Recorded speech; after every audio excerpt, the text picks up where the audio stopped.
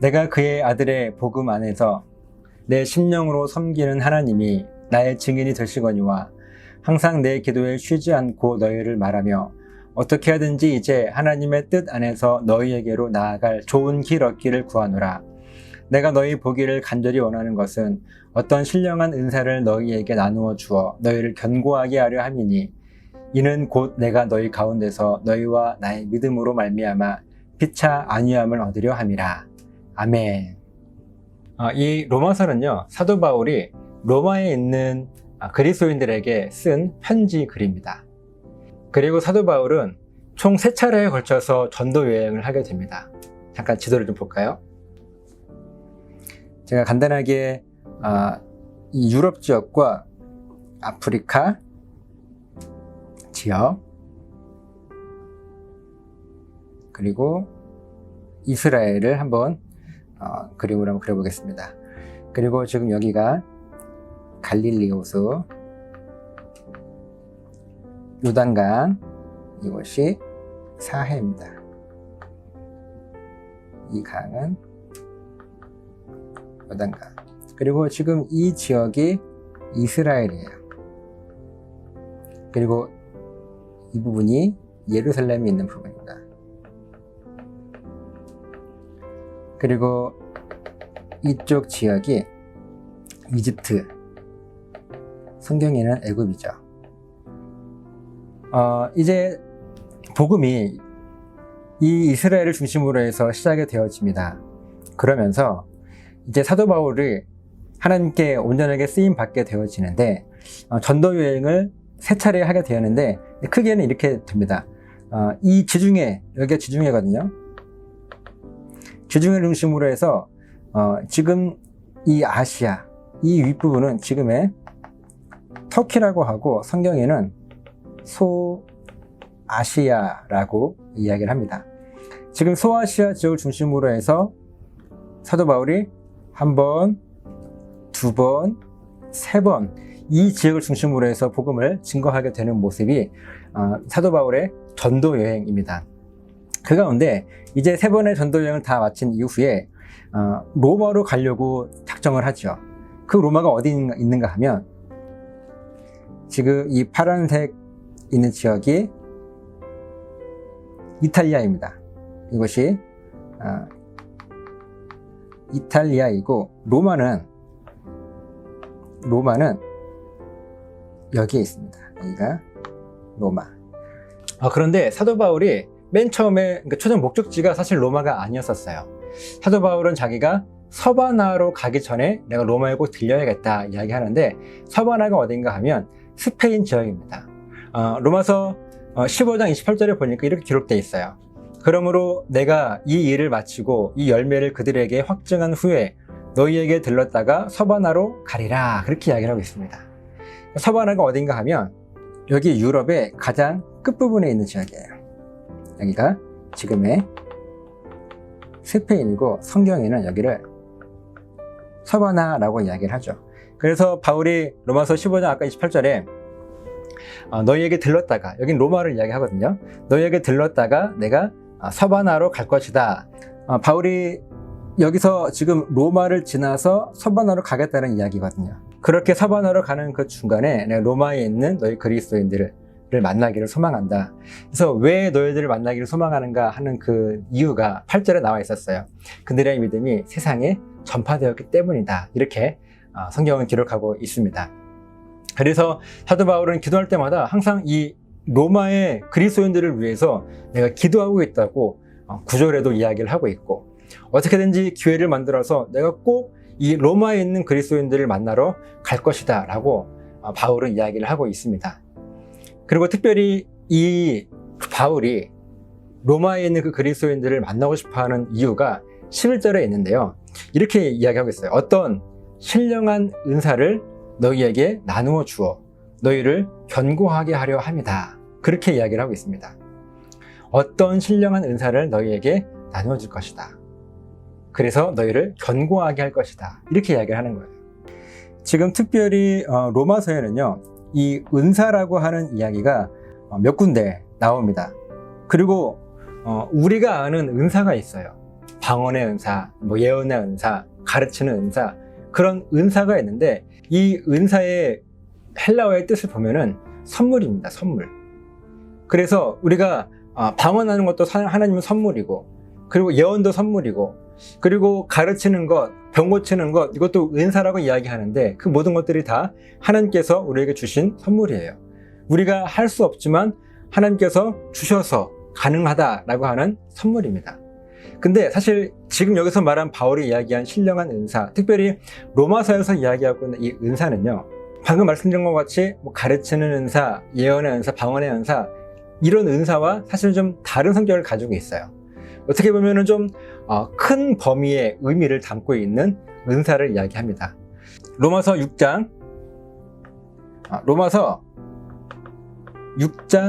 23절에 보니까요, 우리가 잘 알고 있는 말씀인데요, 죄의 삭은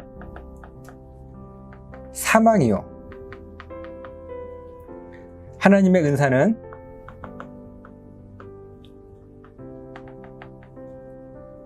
그리스도 예수 우리 주 안에 있는 영생이니라. 우리 주 안에 있는 영생이니라, 이렇게 말씀하고 있어요. 자, 보세요. 죄의 삭은, 죄의 결과는 죽음인데 하나님의 은사는 그리스도 예수 우리 주 안에 있는 영생이라고 이야기를 합니다. 그러니까 죄의 결과는 죽음이지만 하나님의 은사, 아까 이것은 선물이라고 그랬죠. 하나님의 선물은 무엇인가 하면 그리스도 예수 주 안에 있는 영생, 이것은 영원한 생명입니다. 근데 그 영원한 생명이 어디에 있어요? 그리스도 예수 우리 주 안에 있다고 이야기합니다.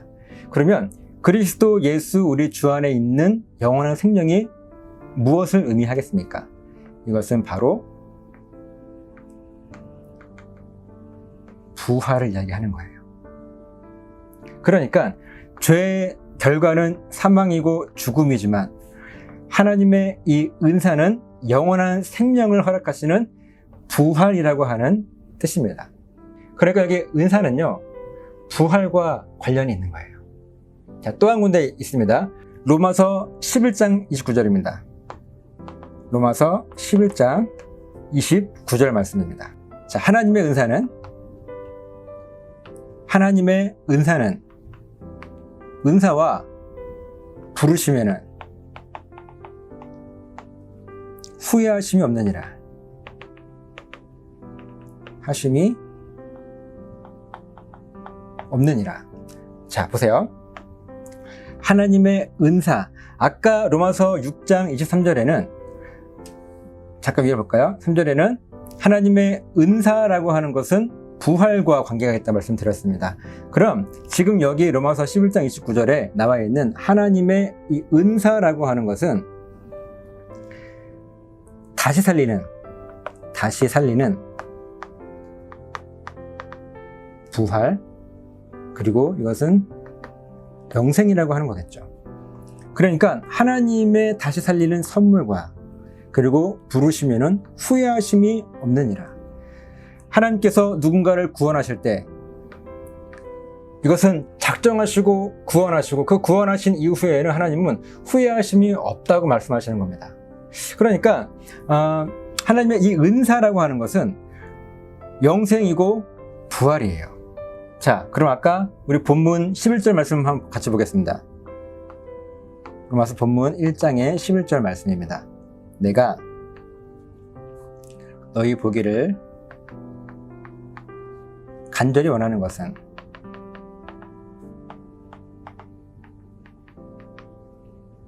어떤 신령한 은사를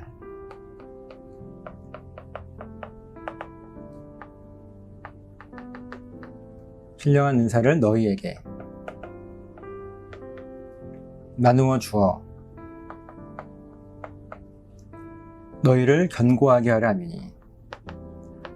너희를 견고하게 하려 함이니.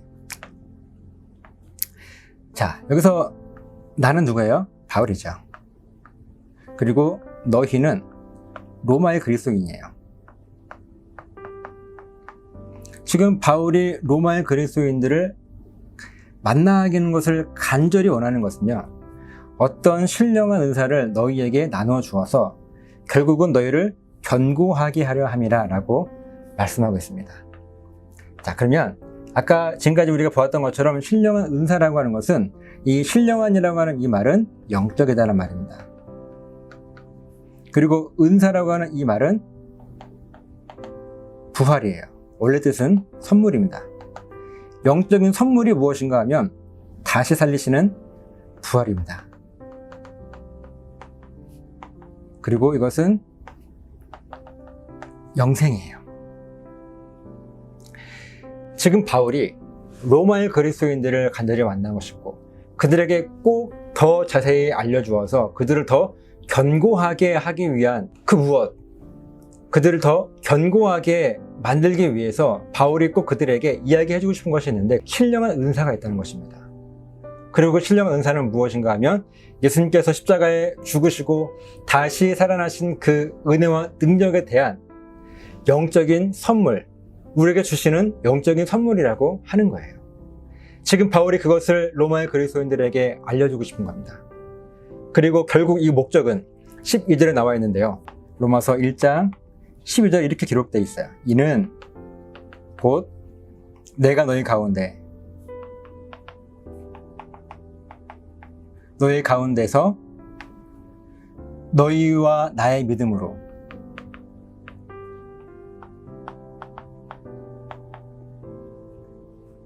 말미암아 피차 안위를 얻으려 함이라.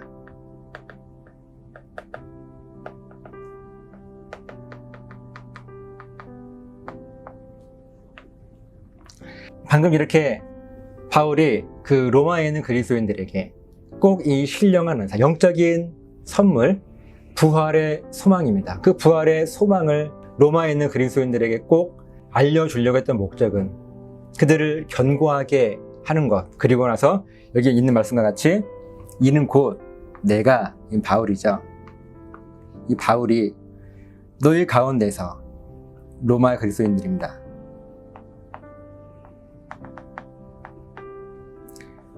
이 바울이 로마의 그리스도인들과 함께 너희와 나의 믿음으로 말미암아. 자, 믿음이 무엇이었죠? 우리가 지난주 수요일에 함께 나눴던 말씀입니다. 믿음은요, 간단하게 이야기해서 죽음을 생명으로 바꾸시는 분이 하나님이시다. 나를 다시 살리시는 분은 하나님이시다. 내가 불순종한 것 때문에 영원한 죽음의 상태에 살게 되었는데, 그래서 완전히 죽어 있는데 죽은 내가 다시 살아나면 그것이 구원인데, 그렇게 나를 다시 살리시는 분이 하나님이십니다 라고 하는 그것을 나는 믿습니다 하는 게 믿음이에요. 그러니까 이 믿음은 나를 다시 살리시는 분은 하나님이십니다 라고 하는 이 고백을 이야기하는 거예요. 그러니까 너희와 나의 믿음으로 말미암아라고 하는 이 이야기는 너희와 내가 함께 우리를 살리시는 분이 하나님이십니다 라고 고백하는 그 고백 때문에 서로 안위함을 얻기 위함이다. 그러니까 지금 바울은요, 그 로마에 있는 그리스도인들과 함께 우리를 살리시는 분이, 이 땅의 모든 죽음을 다시 생명으로 바꾸시는 분이 창조주 하나님이십니다 라고 하는 그 고백을 함께함을 통해서 우리를 살리시는 그 부활의 소망, 그 부활의 소망이 무엇인가 하는 것을 정확하게 다시 한번 이 로마의 그리스도인들에게 알려주고 싶었던 거예요. 그래서 그들이 흔들리지 않도록 더욱더 견고하게 서 나아갈 수 있도록 하기 위한, 그래서 바울은 로마에 있는 그리스도인들을 보고 싶었던 거예요. 오늘날 우리들의 한번 삶을 돌아봅시다. 우리가 구원이 무엇인지 정확하게 알지 못하고 단순히 예수님 믿고 천국에 가는 것이 구원입니다, 그냥 이 정도까지 이야기하는 것은 어쩌면 지금 로마에 있는 그리스도인들이 아직은 신령한 은사를 정확히 모르는 것과 같지 않는가 하는 생각을 하게 되는 거예요. 어쩌면 이 로마에 있는 그리스도인들은요, 구원의 확신은 있었지만 그 구원이 무엇인지는 정확하게 아직 설명할 수 없었는지도 모르겠습니다. 설명할 수 없다고 해서 확신이 없는 건 아닙니다. 우리가 그걸 경험하죠. 내가 구원에 확신이 있습니다. 근데 구원을 정확하게 설명할 수 없는 경우도 있어요. 그런데 지금 바울이 안타까웠던 것은 그 로마에 있는 그리스도인들이 구원에 확신이 있어서 그것이 온 세상에 전파됨을 통해서 로마에 있는 그리스도인들에 대한 소문이 지금 퍼지고 있는데 아직 그들이 혹 신령한 은사가 무엇인지를 몰라서, 그래서 어쩌면 견고하지 않을 수 있는데 내가 너희를 보기 원하는 것은 이 자세한 내용들을 너희에게 알려주어서, 그것 신령한 은사이고 부활의 소망인데 그것을 알려주어서 너희를 더욱더 견고하게 하고, 그리고 우리가 결국 만나서 우리가 지금 믿고 있는 그 믿음, 우리를 살리시는 분은 하나님이십니다 하는 그 고백을 함께 하면서 우리가 서로 위로함과 안위함을 얻기를 원한다 라고 하는 게 지금 바울이 로마서를 쓴 목적이에요. 우리들의 신앙생활도 마찬가지예요.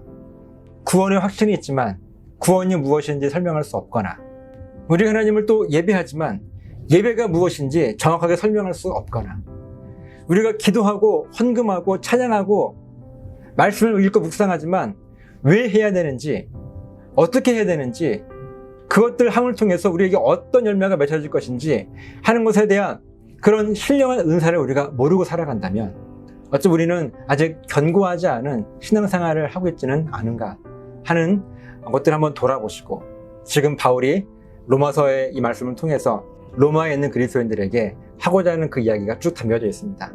우리가 함께 이 말씀을 나눌 때 이 말씀의 은혜가 우리를 더욱더 견고하게 만들어가는 그런 복된 삶으로 살아가시기를 예수님의 이름으로 부탁을 드립니다.